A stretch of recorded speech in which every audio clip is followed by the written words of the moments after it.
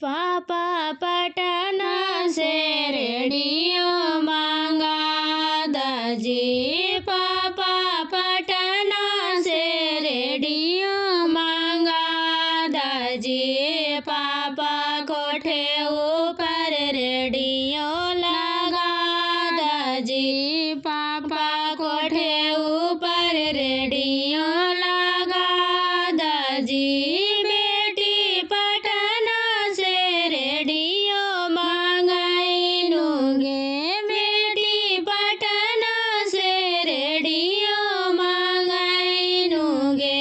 बेटी कोठे ऊपर रेडियो लगाइनुगे। बेटी कोठे ऊपर रेडियो लगाइनुगे। पापा कैसन बारा खोजला दामाद जी। पापा कैसन बारा खोजला दामाद जी। पापा कैसन मिल घर दुगार जी। पापा कैसन मिललो घर दुगार जी। बेटी सासुर मिललो जिला पुलिस गे। बेटी सासुर मिललो जिला पुलिस गे। बेटी भैसुर मिललो करनलवा गे। बेटी भैसुरे मिललो करनलवा गे। बेटी देवर मिललो काउले जिया गे। बेटी देवर मिललो काउले जिया गे। बेटी दामदा मिललो डॉक्टरवा गे। बेटी दामदा मिललो डॉक्टरवा गे। पापा गिया कमा देते जिला पुलिस जी। पापा किया कमा देते जिला पुलिस जी। पापा किया कमा देते करनलवा जी। पापा किया कमा देते करनलवा जी। पापा किया कमा देते काउले जिया जी। पापा किया कमा देते काउले जिया जी। पापा किया कमा देते डॉक्टरवा जी। पापा किया कमा देते डॉक्टरवा जी। बेटी के सवाल तो जिला पुलिस गे। बेटी के सवाल तो जिला पुलिस गे। बेटी बेलावा करे तो करनलवा गे। बेटी बेलावा करे तो करनलवा गे। बेटी चिठिया लिखा तो काउले जिया गे। बेटी चिठिया लिखा तो काउले जिया गे।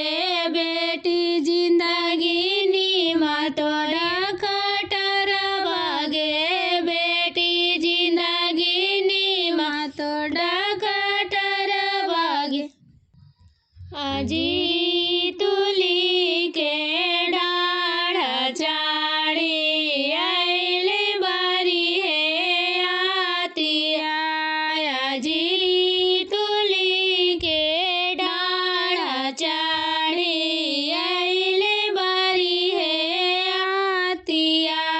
आजी से हो देखी दुलाराई तो बेटी मामी मामी है रो बाकी। आजी से हो देखी दुलाराई तो बेटी मामी मामी है रो बाकी। आजी ते दाला बारियातिया पापा के महालिया लूटे है आएले।